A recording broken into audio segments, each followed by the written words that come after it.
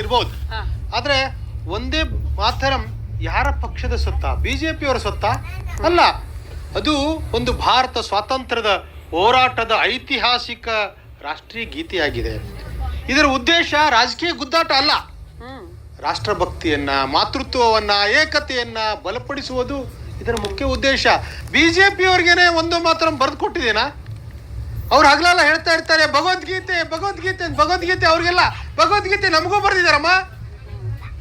ಹೀಗಾಗಿ ಇದರ ರಾಜಕೀಯ ಗುದ್ದಾಟಕ್ಕೆ ಅವ್ರಿಗೇನು ಕೆಲಸ ಇಲ್ಲ ಅಂದ್ರೆ ಇದನ್ನ ಕೆಸರನ್ನ ಎರಚಾಟು ವ್ಯವಸ್ಥೆ ಯಾರಿಗೂ ಬರೆದು ಕೊಟ್ಟಿಲ್ಲ ಅಂದ್ರೂ ಪರವಾಗಿಲ್ಲ. ಒಂದೇ ಮಾತರಂ ಹಾಡೋದಕ್ಕೆ ಆಕ್ಷೇಪಣೆ ಯಾಕೆ? ಅಷ್ಟು ಚರಣಗಳನ್ನ ಹಾಡೋದ್ರಲ್ಲಿ ಕಾಂಗ್ರೆಸ್ ಸ್ಟ್ಯಾಂಡ್ ಏನು?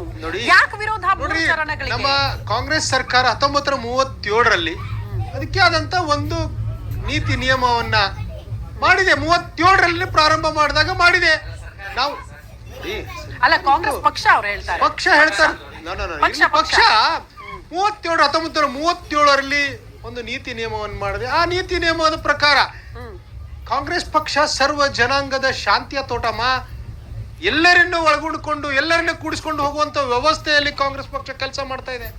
50-60 ವರ್ಷಗಳ ಕಾಲ ಈ ದೇಶವನ್ನ ಸಹನೆಯಿಂದ, ಪ್ರೀತಿಯಿಂದ ಎಲ್ಲರನ್ನೂ ಒಳ್ಕೊಂಡು ಹೋಗ್ಬೇಕಾದ್ರೆ ನಾವೆಲ್ಲರನ್ನೂ ಕೂಡ್ಕೊಂಡು ಹೋಗುವಂತ ವ್ಯವಸ್ಥೆ ಆಗಿದೆ ಹೊರತು ಯಾವುದೇ ದ್ವೇಷ ಭಾವನೆಯನ್ನ ಕೆರಳಿಸುವಂತ ವ್ಯವಸ್ಥೆ ಇಲ್ಲ.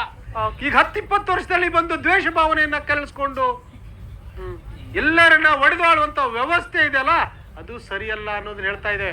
ಒಂದೇ ಮಾತರಮ್ಮನ್ನ ಪೂರ್ತಿ ಹಾಡುಬಿಟ್ರೆ ಒಡೆದಾಳುವ ನೀತಿಯನ್ನ ಅನುಸರಿಸಿದಂಗೆ ನಿಮ್ಮ ಪ್ರಕಾರ? ಪ್ರತಿಯೊಂದಲ್ಲೂ ಕದಲಿದ ರೀತಿಯಲ್ಲಿ ಸಂವಿಧಾನವನ್ನು ವಿಚಾರ ಇದೇ ರಿಯಾಕ್ಷನ್ ಬೇಕಾಗಿತ್ತು. ಬರ್ತೀನಿ, ಮತ್ತೆ ನಿಮ್ಮನ್ನ ಮಾತನಾಡಿಸ್ತೀನಿ. ನಾ ಅಡ್ವೊಕೇಟ್ ಹತ್ರ ಹೋಗ್ಬಿಡ್ತೀನಿ. ಸೋಮಶೇಖರ್ ಸರ್, ಈಗ ನಮ್ಮ ದೇಶದ ಕಾನೂನನ್ನ ಪಾಲನೆ ಮಾಡದೆ ಹೋದ್ರೆ ಅದು ಅಕ್ಷಮ್ಯ ಅಪರಾಧ. ಈ ದೇಶದಲ್ಲಿ ಇರೋದಕ್ಕೆ ಅವ್ರು ನಾಲಾಯಕಗಳು ಅಂತ ಹೇಳ್ಬಿಡ್ತಾರೆ ಕೆಲವರು. ಈಗ ಒಂದೇ ಮಾತರಂ 100 ವರ್ಷಗಳ ಇತಿಹಾಸ ಇರೋ ಕಾರಣಕ್ಕೆ ಮೊನ್ನೆ ಪಾರ್ಲಿಮೆಂಟ್ ಅಲ್ಲಿ ಒಂದು ಮಸೂದೆ ಪಾಸ್ ಆಗುತ್ತೆ. ಅದು ಅಲ್ಲಿಂದ ಪಾಸ್ ಆದ್ರೆ ಅದು ಕಾನೂನು ತಾನೇ ಸರ್? ನಮ್ಮ ದೇಶದ ಕಾನೂನು ಅಂತ ನಾವು ಭಾವಿಸ್ತೀವಿ.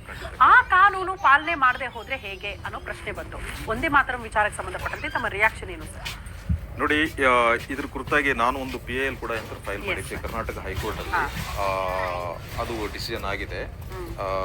Writ petition number 5925 of 2026. ಅದ್ರ ಬಗ್ಗೆ ನಂತರ ಮಾತಾಡ್ತೀನಿ. ಆಗ ಎಕ್ಸಿಕ್ಯೂಟಿವ್ ಪ್ರೋಟೋಕಾಲ್ ಮಾತ್ರ ಆಗಿತ್ತು. ಏನು ಯೂನಿಯನ್ ಹೋಮ್ ಮಿನಿಸ್ಟ್ರಿ ಇದೆ ಅದರಿಂದ ಪಾಸ್ ಮಾಡಿದಂತ ಎಕ್ಸಿಕ್ಯೂಟಿವ್ ಪ್ರೋಟೋಕಾಲ್ ಮಾತ್ರ ಇತ್ತು. ಆ ಪ್ರೋಟೋಕಾಲ್ ನಂತರ ಇವಾಗ ಏನಂತ